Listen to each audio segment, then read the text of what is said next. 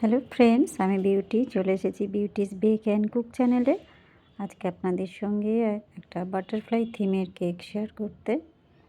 কেকটা ছিল আমার 1 পাউন্ডের বাটারস্কচ ফ্লেভারের।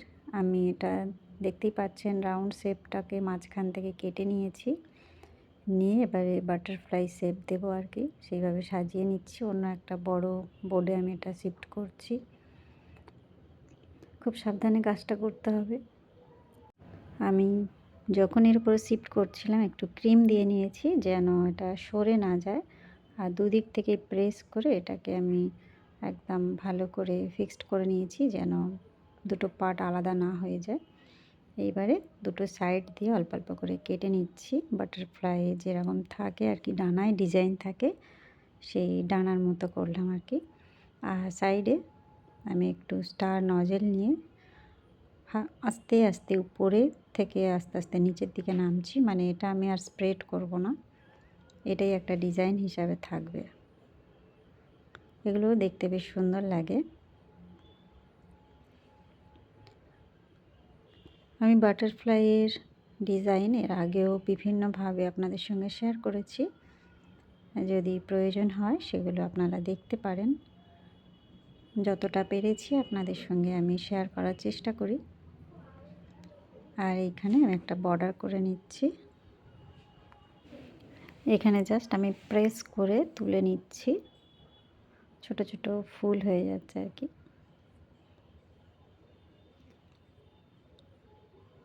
ছোট সাইজের স্টার নজেল দিয়েই করে নিলাম আমি। এবারে একটু ক্রিমে আমি পিঙ্ক কালার মিক্সড করেছি, আর একটু ক্রিমে আমি ইয়েলো, আর আরেকটাতে ব্লু। এই তিনটে কালার কম্বিনেশনে ডানার উপরটা আমি ডিজাইন করব। একটু একটু করে ক্রিম নিয়ে আমি দেখতেই পাচ্ছেন প্যালেট নাইফটা কেমন শেপের, আস্তে আস্তে আমি এটা দিয়ে টেনে দিচ্ছি।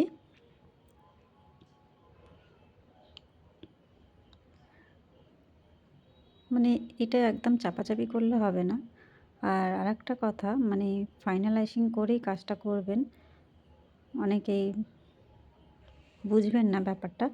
আসলে কি হয়েছে, এটা যদি ফাইনালাইজিং করে ফ্রিজে রেখে সেট করে নিয়ে তারপরে ডিজাইনটা করেন, এই যে আমি এইভাবে টানছি কত ইজিলি সুন্দরভাবে ডিজাইনটা হচ্ছে, এটা তখন মানে মেন ক্রিমটা তখন আপনার সেট হয়ে যাবে, তারপরে ক্রিম দিয়ে টানতে গেলে খারাপ হয়ে যাবে জিনিসটা। যদি জেল হয় তাহলে ইজিলি তখন কাজ করা যায়, কিন্তু ক্রিমের উপরে ক্রিম দিয়ে করে যখন টানাটানি করবেন তখন একটু খারাপ হয়ে যেতে পারে। আর এটা যেহেতু পাইপিং ব্যাগে আমার ইয়েলো কালারের ক্রিমটা ভরা ছিল, আমি আর একটা কেকের ডিজাইন করছিলাম, সেইভাবে একটু করে দিয়ে প্যালেট নাইফ দিয়ে আস্তে আস্তে আমি টেনে দিচ্ছি।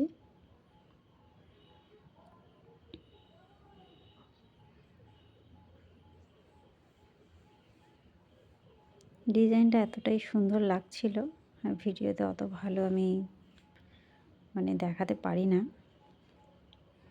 এই যে এবারে ব্লু কালার ক্রিম দিয়ে করছি।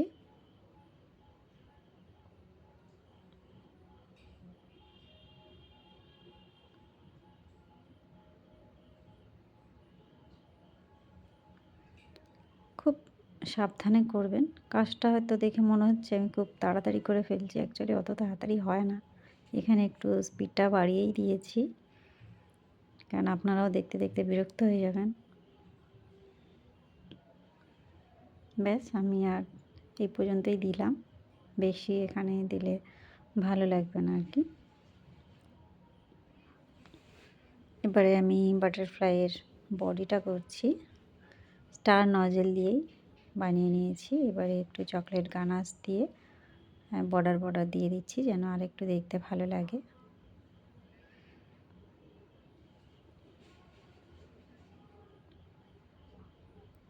এইবার দেখুন কত সুন্দর লাগছে। এখানে আমি লিখে নিচ্ছি, আমাকে এটা যেটা লিখতে বলা হয়েছিল সেটাই লিখছি, চকলেট গানাশ দিয়ে লিখছি। যখনই গানাশ দিয়ে কিছু লিখতে যাবেন চেষ্টা করবেন গানাশটা যেন একদম স্মুথ থাকে, নচেত লিখতে ভীষণ অসুবিধা হবে। এইবারে যে সাদা পাটগুলো ছিল সেখানে একটু করে আমি ব্লু, পিঙ্ক আর ইয়েলো ছোঁয়া দিচ্ছি। একটু একটু করে ক্রিম নিয়ে আস্তে করে টেনে দিচ্ছি, যেন সুন্দর লাগে আর কি। খুব বেশি দিলে আবার সেটা যেন অতটা ভালো লাগে না। কটা ফুল বানাবো এখানে। আমি এখানে পার্পল কালার মিক্সড করেছি ক্রিমের সঙ্গে। এটা হচ্ছে বড় সাইজের স্টার নজেল। একটা একটা করেই দেব। দুটো কর্নারে দিলাম আর একটা আমি নিচে দেব।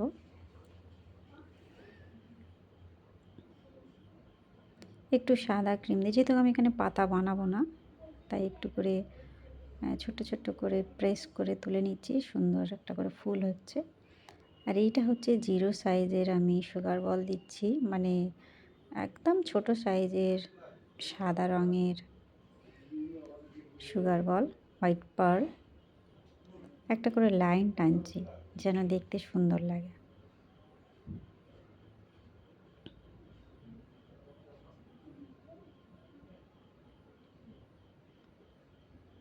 ব্যাস, এই হলো আমার কেকের ফাইনাল লুক। বন্ধুরা, কেমন লাগলো?